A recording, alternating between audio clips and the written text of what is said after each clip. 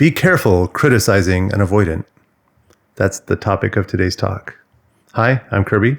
I'm a trauma and attachment specialist, and I shoot these videos every day to help people get through the hardest times of life and shoot up towards happiness and joy in themselves and in their interpersonal relationships. And today we are talking about using critical language around someone that has an avoidant tendency or avoidant behavior patterns. Now, when we talk about avoidant here, we are talking about the attachment style frequently referred to as dismissive avoidant. But when you really get into it, you realize that lots of people on the insecure spectrum actually have some modicum of avoidant behavior patterns. So this is going to apply to most of them, but most specifically, it's going to apply to those with a DA or dismissive avoidant attachment style. And you'll know this because you're on the other side and you're the one using the critical language, right? I've done this. I've been on both sides of it, actually. I've been in an avoidant phase in my attachment healing and having these words lobbed at me. I've also been on the anxious side, desperately wanting my avoidant partner to come give me attention and love and validation, and then using language to describe the situation that I believe is just accurate, fair, and neutral. You know, you are not calling me back.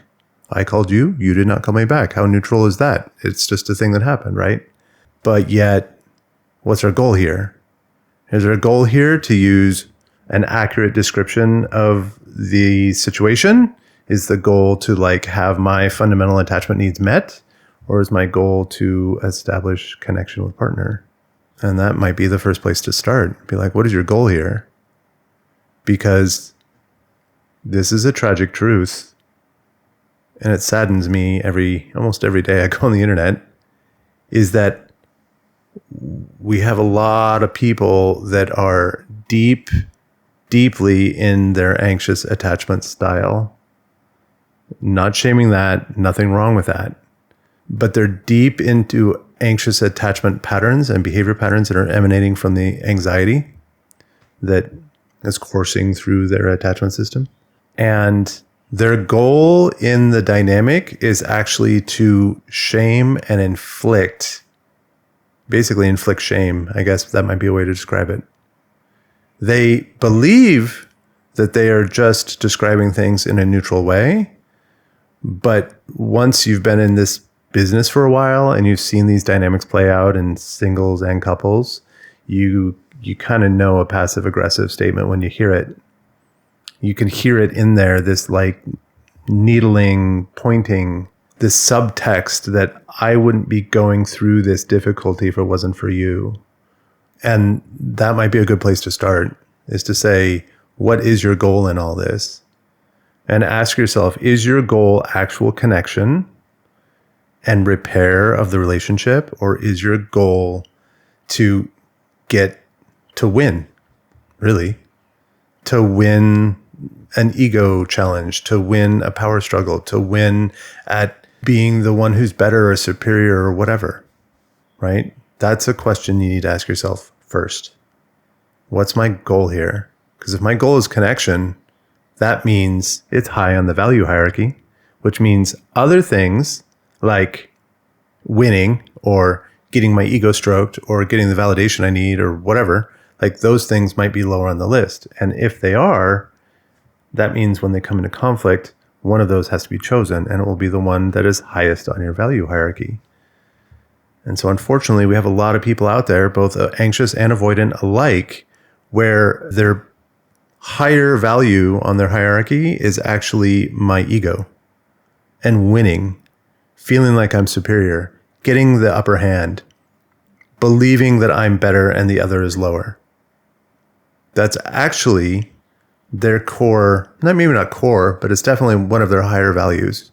And so for that person, there really isn't an answer for that equation. There isn't really any pathway through this relationship that's going to get better, because at no point is the relationship, connection, repair actually their highest value.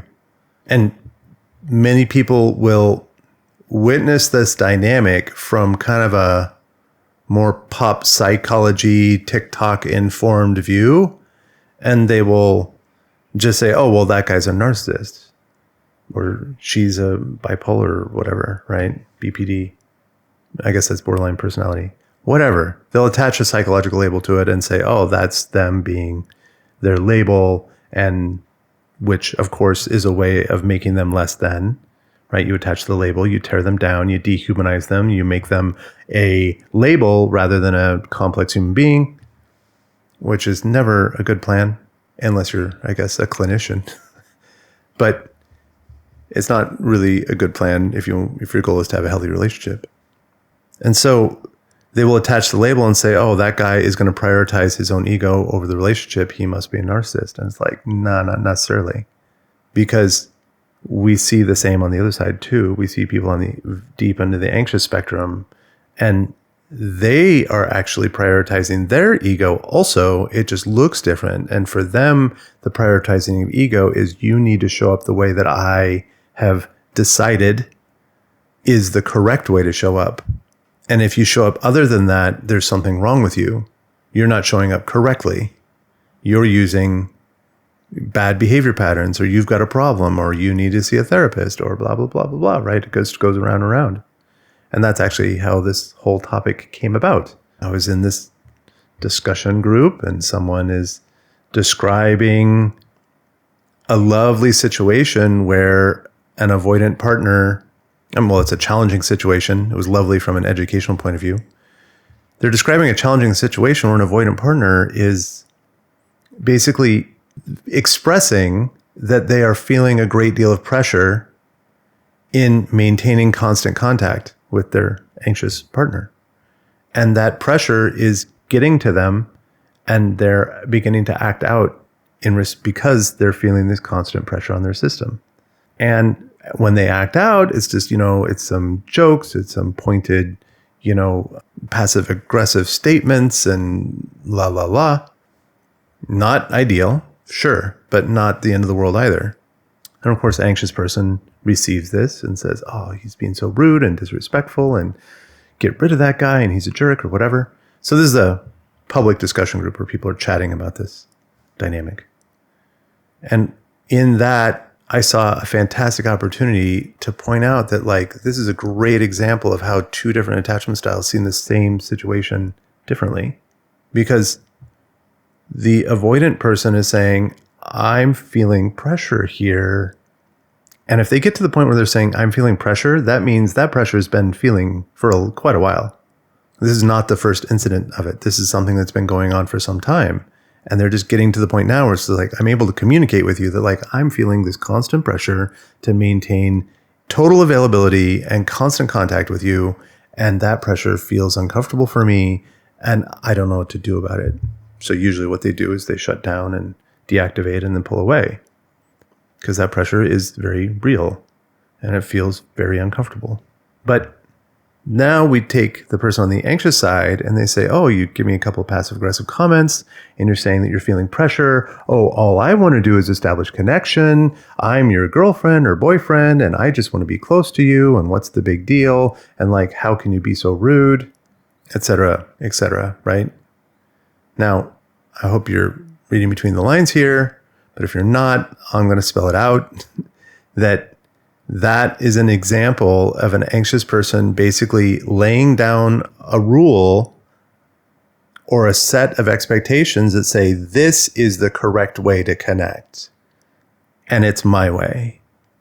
My way, which is reaching out to touch base with you 3 or 4 times a day, sending you memes, calling you constantly, whatever their approach is, they believe they're right. They believe they're justified. They believe that their way of reaching out and bidding for a connection is the correct way.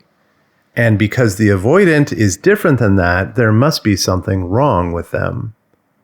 And because they're not connecting the way that I believe is the correct way, I'm justified in using judgmental language.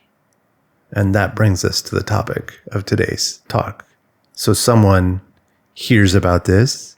They are also of anxious behavior patterns, and they say, oh my God, that guy's so rude, and he gave you this snotty, immature response, he needs to develop emotional maturity, and you should just dump his ass, right? Okay, that is an approach. That is an opinion. You are entitled to that opinion. But what a lot of people do not understand is when you come at these other ways of connecting and relating with this kind of, at its core, fundamentally judgmental and critical approach, you make everything worse. You literally amplify all attachment wounds. All attachment trauma will get worse, become more inflamed, become more active. Their shame wounds will set on fire, and then they will feel this level of overwhelm, and they say, I don't know what to do with it. The person that comes to that avoidant and says, oh, that's disrespectful and snotty, and you need to build your emotional intelligence, you just said, you're wrong. That's what they heard. They heard you say, you're wrong, you're bad, no matter how hard you try, it's not going to be good enough because you're just fundamentally broken and damaged, and you need to get help. Be better, try harder, whatever. Over here on the avoidant side, we know that they have an anxiety running under the surface. This is pretty universal for all people with an avoidant attachment style. They have an anxiety about not being good enough, about not being acceptable, about someone seeing them for who they are in their brokenness and then rejecting them because of that brokenness. And now what do we do over here? We just said, you're bad, you're wrong, you're not connecting the right way, you're being snotty, you're being disrespectful, you're a jerk. You see how that message comes over here, hits the avoidant, and the avoidant's just like, I was trying, I will never be good enough for this person. There's no amount of connection, communication, there's no way that I can get to the point where I give them what they need or what they claim to be wanting. There's no way for me to get there because I'm doing and I'm giving and I'm literally sacrificing myself. This really does happen because their preference is I'm just going to hang out here and hang with my friends and go bowling or whatever. But it's you need me to be in constant contact with you. And I'm going to sacrifice for that. I'm going to you are important to me and I care about this relationship. And so I'm going to be answering these bids. But when you're answering a bid 20, 30, 40 times a day, and you've got other things you want to do with your life, it starts to become exhausting. Now, there's issues on both sides here. Neither person is right, neither person is wrong. It's just this is the way the dynamics clash. And that's why we're here talking about it. So the avoidant says, there's no way, no matter what I do, it's never good enough. It's just always one complaint after another. And their complaints are that I'm not doing it the right way. I'm not doing it in the right frequency. I'm not doing it enough. Or the things that I'm naturally interested in doing or prioritizing are obviously not important to him or her. So they're just going to judge me for it. So I'm just going to stay quiet. And then time goes on. These feelings of not enoughness or disconnection or whatever kind of grow. And then they sit there and they say, I can't do this. And now they don't have the skills because they're under-skilled at navigating conflict, navigating their own attachment wounds, and definitely navigating the expectation of others. So because they have no skills at it, they just say, I don't know what to do here. I'm feeling overwhelmed because if I try to communicate, they're just going to attack me more. If I try to be present and explain my point of view, they're going to be upset with me and they're going to attack more. Especially if I break her heart. Especially if I share a real truth that I have with this person and they don't like it. They're going to be heartbroken. They're going to be angry. They're going to be emotionally violent. They're going to lash out. I don't know what to do. So I'm going to do nothing. I'm going to shut down. I'm going to isolate. I'm going to deactivate. And I'm going to move on. I need to get away from this situation because every day that I'm with it, I feel horrible. I feel like I'm bad, I'm wrong, I'm broken, and here's this person that I like and I care about, and they just think I'm shit all the time. This is the mind inside avoidant. So they run away. And then the anxious person over here is being like, oh my God, they discarded me. How could they? I just went through a brutal and terrible discard. Like, we were totally in love yesterday or last week. And we were talking about houses and going on vacation together and blah, blah, blah, whatever. And now they've just gone silent and they disappeared. What a horrible person.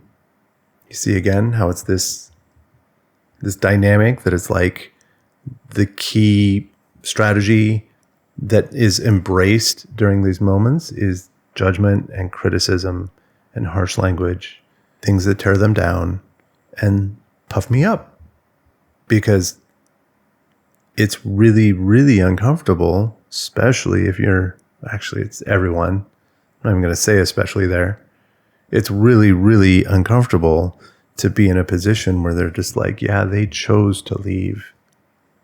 Not because they're broken, not because they're damaged, not because they've got some kind of horrific psychological label. They chose to leave because this relationship with me was actually pretty nasty and it didn't feel good for them. And I brought a degree of judgment and criticism and what's the word for that? This like threshold for acceptability that is just impossibly high. And again, I mean, I have done the book work on all this and I've taken programs and classes and all that kind of stuff. But like, I have lived this personally on both sides of this equation. Don't ask me how that happens. Well, yeah, ask me how it happens someday. It's quite a story. But I have been deeply in anxious territory, and then I go through one wave of healing, and now I'm deeply in avoidant territory. And then I'm switching back and forth between the two based upon the environment and the person I'm with and how they behave. And, you know, and people say, oh, well, he's disorganized or fearful or he's this or that. It's like, nah. Like, I know enough about attachment styles now to realize it's like I was none of them and I was all of them. And this is actually where attachment styles break down. I love the concept, and it's been incredibly helpful in me understanding myself, my life, my relationships, and helping others. But there comes a point where the theory of attachment is not actually getting to the root of it, because the root of it is deeper than that. The root of it is fear and a mismanaged relationship with fear. But that's a topic for other videos. Or is it? Because I try to get through these videos and explain the problem very clearly so that people kind of understand the dynamics of what's going on. And then I want to get to a point where I say, okay, now what do we do about it? So what do we do about it? I'm over here feeling anxious. I know my partner's got avoidant tendencies. He or she just sent out some needling, uncomfortable remark that's a little bit passive aggressive or maybe disrespectful or whatever. And I'm now thinking they are bad. They are disrespectful. They are emotionally immature or whatever. All of those things can be true, right? This is not an either or. And my partner might truly be a piece of work that I should get as far away from as possible, right? That's also possible. But relying on a survival strategy where the first place I go is judgment, criticism, evaluation, and attack, that's not the answer. Because if you think about it, the only reason that answer exists is to pump up my ego so that I feel good and I can tear them down. And I've spoken about this in other videos. Why would we even do that? Dehumanizing is the term I use for it.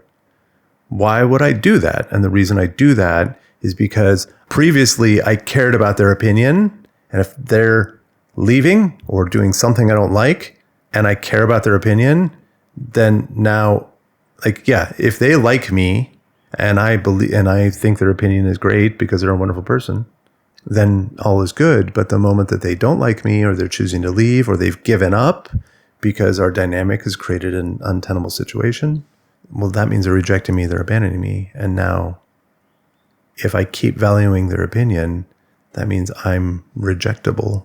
I'm abandonable. I am worthy of abandonment. I am worthy of rejection. I am unlovable. Or however great and attractive I am, however desirable I am, it's not so great that they'll stay in the face of this difficulty. And if that's all true, then that means I'm not so awesome. And now I have to come face to face with my shadow. And that's scary as hell. And so we come up with a defensive mechanism to protect ourselves from that. And the way we do that is by tearing the other person down. Let's say they were always a covert, nasty, manipulative, bad guy the whole time, and I just didn't see it or whatever. And now, of course, not all people do this, but many do. And if you hang out in the internet forums about this kind of relationship dynamics where people are looking for advice or support groups or whatever, you see it tragically often, like daily, multiple times a day. It's just like, no, guys, I'm sorry. That thing you were doing about bringing judgment and criticism about their behavior is just going to amplify their shame. It's going to amplify their avoidance. It's going to amplify every aspect about them that is currently unavailable and wants to leave. So don't do that. Here's a quick test. My partner does something I don't like. Your partner does something you don't like. Like, seriously. Steals a car, or, cheats on his taxes, or manipulates someone until, they win some challenge. Whatever. Your partner does something you really don't like. How do you react? Now make it worse. Make them imagine a world where your partner does something even more terrible. What is your first reaction? If your first reaction is, how dare you, or I'm disgusted by that, or anything in that realm of visceral, rejective, yucky emotions, you got a problem. I mean, it's like, I want to say that in a nice way, but I don't know if there is a way. You've got a problem. You individually have a problem, and your relationship in general has a problem. Because that means there is some threshold that's just, if it's not being hit yet, it's just waiting around. It's a ticking time bomb. There's some threshold where you will shift into criticism, judgment, and blame at the mere idea of an activity or behavior. And if that exists here, it means it exists lower. What do I mean by that? If it exists at that threshold of unacceptability, that means you've got a lot of aspects in life where you have thresholds of acceptable, not acceptable. And I'm not saying you should accept things that are unacceptable. No, I'm not saying accept attack or disrespect or abuse or any of that stuff. No, I'm saying that what is your first reaction? If your first reaction is verbal, thought, emotional, criticism, judgment, blame, shame, tearing down, that is a strategy that you have learned. And because it worked, it now lives inside you, rent-free, activating when something comes up you don't like. And that strategy will have moments where you tear another person down because you don't know what else to do. And if that's your partner, it's also going to be your children.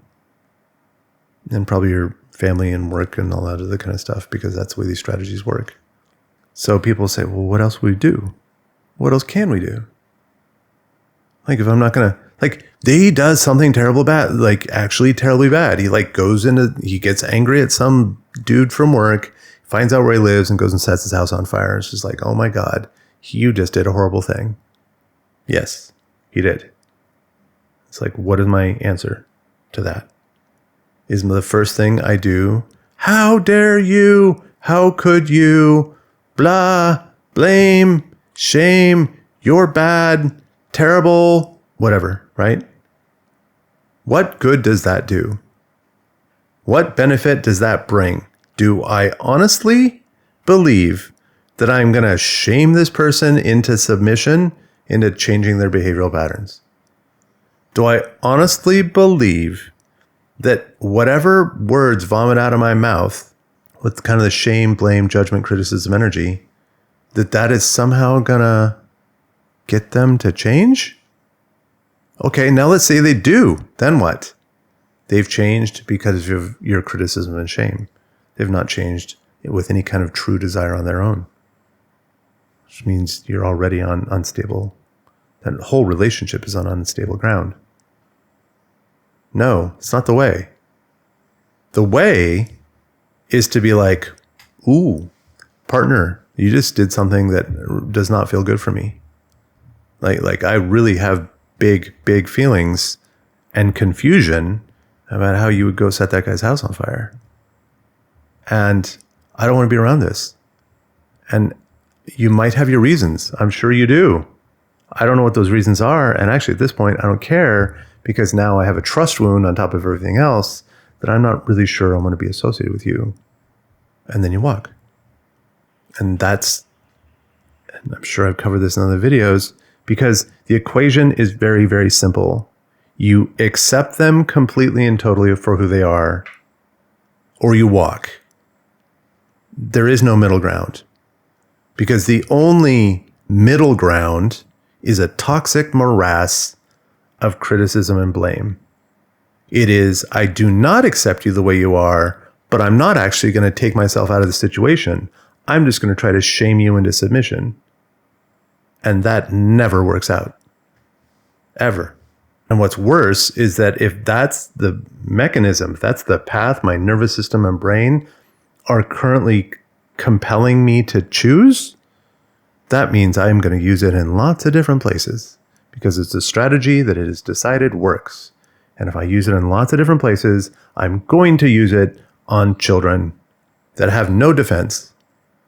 And this is my primary goal in all of this, is protecting children from future attachment wounds.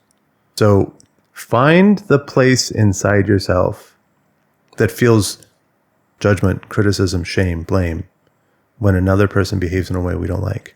Find that, connect with it, ask it, what the hell are you so afraid of? Would it be so bad to approach this with patience and curiosity and say, I don't like whatever's going on here, and I'm going to wait for a moment to let you explain yourself, to help. Hopefully we can find a way to kind of integrate all this chaos that's happening. But I'll tell you right now, I have got one foot out the door, because the degree of unacceptability that I'm seeing in front of me, even that's just being generous. It's also possible to just be like, woo, you committed an act of manipulation or violence or deceit or whatever that is completely outside my realm of acceptable behavior. And I'm sorry, but that's not the world that I want to live in. So I'm walking away. Yeah. We covered a lot today, big, heavy stuff. And I hope it's been helpful and beneficial for people out there that are finding themselves in a relationship with someone that doesn't quite align. And just remember this mantra: criticism does not go anywhere good. Blame is on the same path. And shame might be worst of all. Find a way to get curious and patient, but yet still boundaried. Allow them a chance to change behavior, change their words, explain themselves, whatever. Allow them a chance to do that, and then say, okay, I have sat here with no judgment in my heart to listen to whatever's going on for you. And now that I understand it, I can now bring my assessment skills to bear. And I've decided that it's time for me to walk away from this relationship. Or the happy ending side is like, I understand what's going on there.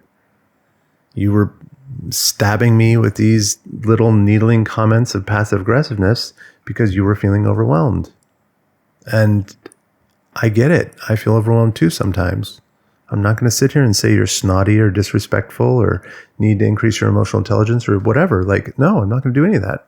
It's like, I'm glad that I sat and listened, because now I have a greater understanding of the challenges that you face and my part in creating those challenges for you.